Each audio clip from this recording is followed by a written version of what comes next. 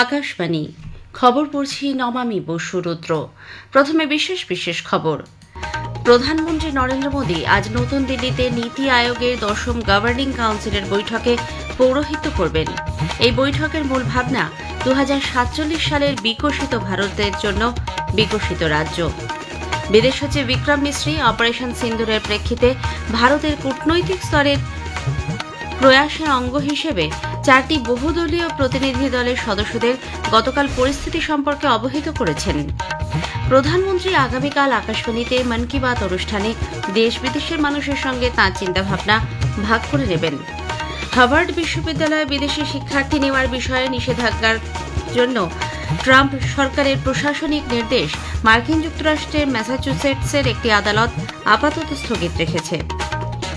Corona সংক্রমণের বাড়বাড়ন্তের প্রেক্ষিতে দিল্লি সরকার সমস্ত হাসপাতালগুলির জন্য নির্দেশিকা জারি করেছে।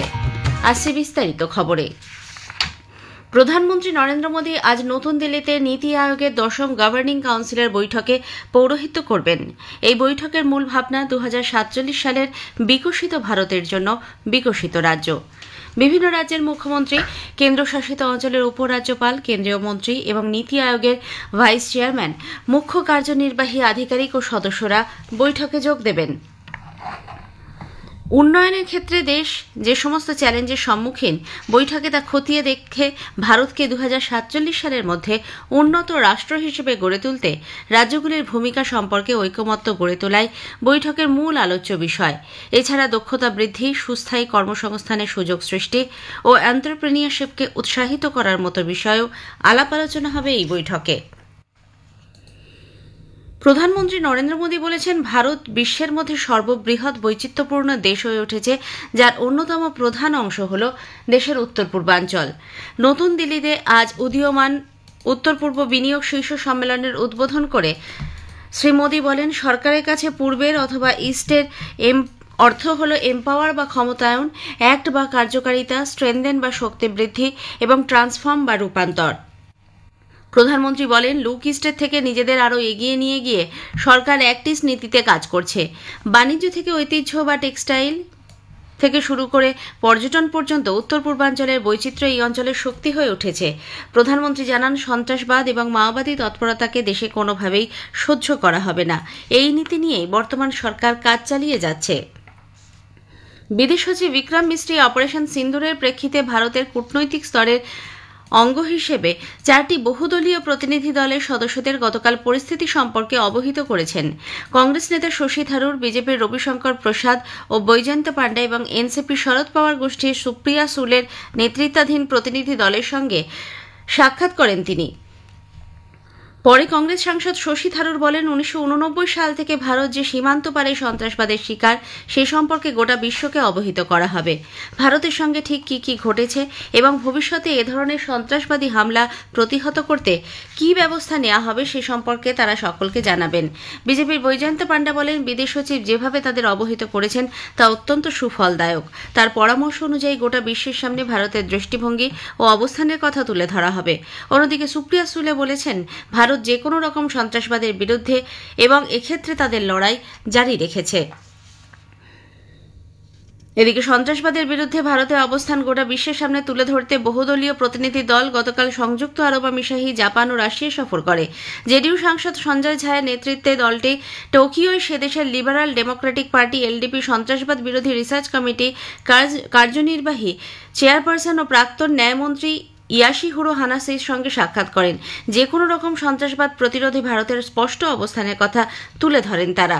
শিবসেনার ড শ্রীকান্ত শিন্ডের নেতৃত্বে আরও একটি দল সংযুক্ত আরব আমিরশাহীতে গিয়ে সেখানকার নেতৃবৃন্দের সঙ্গে দফায় দফায় বৈঠক করেন।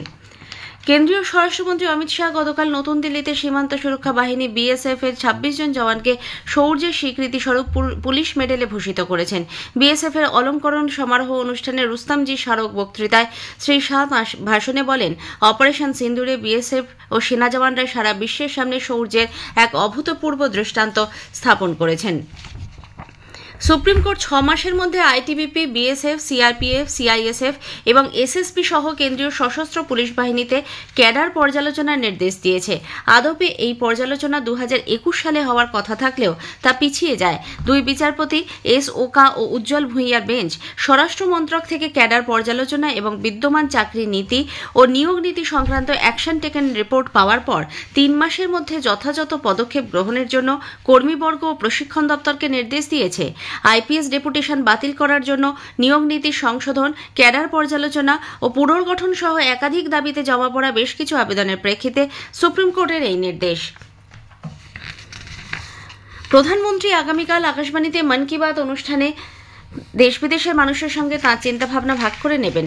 এটি হবে মাসিক এই বেতার অনুষ্ঠানের 122তম পর্ব। বেলা 11টা থেকে আকাশবাণীর সবকটি কেন্দ্র, সোশ্যাল মিডিয়া এবং দূরদর্শনে মন কি বাত সরাসরি সম্প্রচারিত হবে। এই খবর আপনারা শুনছেন আকাশবাণী থেকে। হার্ভার্ড বিশ্ববিদ্যালয়ে বিদেশি শিক্ষার্থী নেওয়ার বিষয়ে নিষেধাজ্ঞাজনিত ট্রাম্প সরকারের প্রশাসনিক নির্দেশ মার্কিন যুক্তরাষ্ট্রের ম্যাসাচুসেটসের একটি আদালত আপাতত স্থগিত রেখেছে। ইভি লিগ স্কুলে মার্কিন রাষ্ট্রপতি ডোনাল্ড ট্রাম্পের আক্রমণের প্রেক্ষিতে department of homeland security student and exchange DHS visitor information system ব্যবহারের জন্য হার্ভার্ডের সার্টিফিকেশন বাতিল করার একদিন পর আদালতের এই সিদ্ধান্ত। ওই বিশ্ববিদ্যালয়কে ডিএইচএস আরও বলেছে, পড়ুয়াদের বছর নষ্ট হওয়া এড়াতে তাদের অন্য কলেজে স্থানান্তর করতে হবে। উল্লেখ্য, হার্ভার্ড বিশ্ববিদ্যালয়ে অন্তত 780 জন ভারতীয় পড়ুয়া রয়েছেন। বাংলাদেশে অন্তর্বর্তী সরকারের প্রধান উপদেষ্টা ডক্টর ইউনূসের পদত্যাগের জল্পনার মধ্যেই সেদেশের জাতীয়তাবাদী পার্টি বিএনপি স্থায়ী কমিটির সদস্য আব্দুল মঈন খান বলেছেন, দেশবাসী চান যত শীঘ্র সম্ভব জাতীয় স্তরে নির্বাচন হোক এবং তারপর ডক্টর ইউনূস সসম্মানে সরে দাঁড়াতে পারেন। বাংলাদেশি দৈনিক বিজনেস স্ট্যান্ডার্ডের খবরে প্রকাশ, বিএনপি নেতা মঈন খান মুখ্য উপদেষ্টা দপ্তরের কাছে তাঁর ইস্তফার সম্ভাবনা নিয়ে খবর সম্পর্কে সত্যাসত্য জানতে চেয়েছেন। এদিকে বিএনপির আরেক স্থায়ী কমিটির সদস্য সালাউদ্দিন আহমেদ বলেছেন, তাদের দল কখনোই ডক্টর ইউনূসের পদত্যাগ দাবি করেনি। এটি সম্পূর্ণ তাঁর ব্যক্তিগত সিদ্ধান্ত। ডক্টর ইউনূস যদি মনে করেন বর্তমান অবস্থার প্রেক্ষাপটে তিনি তার কর্তব্য সঠিকভাবে পালন করতে পারছেন না, তাহলে রাষ্ট্র ঠিকই কোনো বিকল্প ব্যবস্থা করবে। তবে পরিস্থিতি বুঝেই ডক্টর ইউনূস খুব শীঘ্রই নির্বাচনের নির্ঘণ্ট প্রকাশ করবেন এবং ডিসেম্বর মাসের মধ্যে দেশে ভোট প্রক্রিয়া সম্পূর্ণ হবে বলে আশা প্রকাশ করেন তিনি। বিদেশমন্ত্রী ডক্টর এস জয়শঙ্কর গতকাল বার্লিনে জার্মান চ্যান্সেলর ফ্রেডরিক মার্জের সঙ্গে সাক্ষাৎ করেছেন। সন্ত্রাসবাদের বিরোধিতায় ভারতের পদক্ষেপের প্রতি জার্মানির সমর্থনকে প্রশংসা জানিয়ে ফ্রেডরিক প্রধানমন্ত্রী নরেন্দ্র মোদীকে শুভেচ্ছা জানান। ইতালির রোমে আমেরিকা ও ইরানের মধ্যে পরমাণু সংক্রান্ত পঞ্চম বৈঠক শুরু হয়েছে। আমেরিকা তেহরানের বিরুদ্ধে যে সমস্ত অর্থনৈতিক নিষেধাজ্ঞা আরোপ করেছে তা প্রত্যাহার করে নেওয়ার পরিবর্তে ইরানের কর্মসূচিকে নিয়ন্ত্রণ করার লক্ষ্যেই এই বৈঠক। এর আগে ওমানের মাস্কাটে তেহরানের ইউরেনিয়াম সঞ্চয় ভাণ্ডার নিয়ে মতানৈক্য হয়। মহারাষ্ট্রের ছত্তিশগড় সীমান্তে গড়চিরৌলি জেলার ভামরাগড়ের জঙ্গলে মাওবাদীদের সঙ্গে নিরাপত্তা বাহিনীর যৌথ অভিযানে 4 মাওবাদী মারা পড়েছে।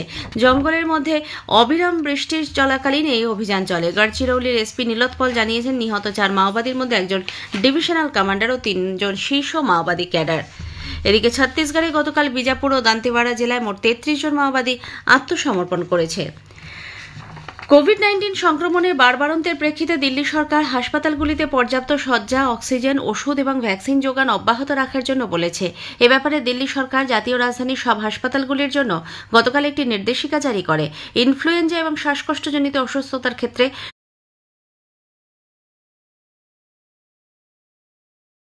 স্বাস্থ্য তথ্য প্ল্যাটফর্ম পোর্টালে দৈনিক রিপোর্ট পাঠানোর নির্দেশ দেওয়া হয়েছে। করোনার নতুন ভ্যারিয়েন্টের সময়মতো চিহ্নিতকরণের জন্য সমস্ত কোভিড-19 পজিটিভ নমুনা লোকনায়ক হাসপাতালে জেনোম সিকোয়েন্সিংয়ের জন্য পাঠানোর কথাও বলা হয়েছে। ভারতীয় আবহাওয়া দপ্তর আইএমডি দক্ষিণ কোঙ্কণ উপকূল ও কর্ণাটক ঘাট, মধ্য মহারাষ্ট্র এবং গোয়াতে ভারী বৃষ্টির লাল ও কমলা সতর্কতা জারি করেছে। এদিকে পশ্চিম রাজস্থানে আগামী 2 থেকে 3 দিন তাপপ্রবাহের সতর্কতা। ভারতীয় জ্যাভলিন থ্রোয়ার নীরজ চোপড়া পোল্যান্ডের চোরজোতে 2025 সালের জানুস কুসোচিনস্কি মেমোরিয়াল প্রতিযোগিতায় রূপো জিতেছেন। দুবারের অলিম্পিক পদকজয়ী নীরজ তার ষষ্ঠ প্রচেষ্টায় 84.14 মিটার থ্রো রেকর্ড করে পদক নিশ্চিত করেন। আইপিএল ক্রিকেটে সানরাইজার্স হায়দ্রাবাদ 42 রানে রয়্যাল চ্যালেঞ্জার্স বেঙ্গালুরুকে হারিয়ে দিয়েছে। এদিকে আজ পাঞ্জাব কিংস দিল্লি ক্যাপিটালসের বিরুদ্ধে খেলবে। জয়পুর সাওয়াই মানসিং স্টেডিয়ামে খেলা শুরু হবে সন্ধ্যে 7:30টায়। পাঞ্জাব 12 ম্যাচে 17 পয়েন্ট সংগ্রহ করে লিগ তালিকার তৃতীয় স্থানে রয়েছে। প্লে অফে পৌঁছে গেছে তারা। অন্যদিকে দিল্লি পঞ্চম স্থানে থেকে প্লে অফের দৌড় থেকে ছিটকে গেছে। শেষ করার আগে খবরের বিশেষ কিছু অংশ আরও একবার। প্রধানমন্ত্রী আজ নতুন দিল্লিতে নীতি আয়োগের 10ম গভর্নিং কাউন্সিলের বৈঠকে পৌরোহিত্য করবেন। এই বৈঠকের মূল ভাবনা 2047 সালের বিকশিত ভারতের জন্য বিকশিত রাজ্য।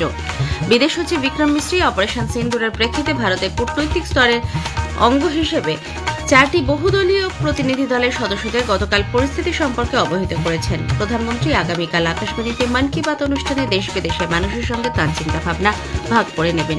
খবর আপাতত শেষ হলো। এরপরের খবর সকাল 7:25 মিনিটে।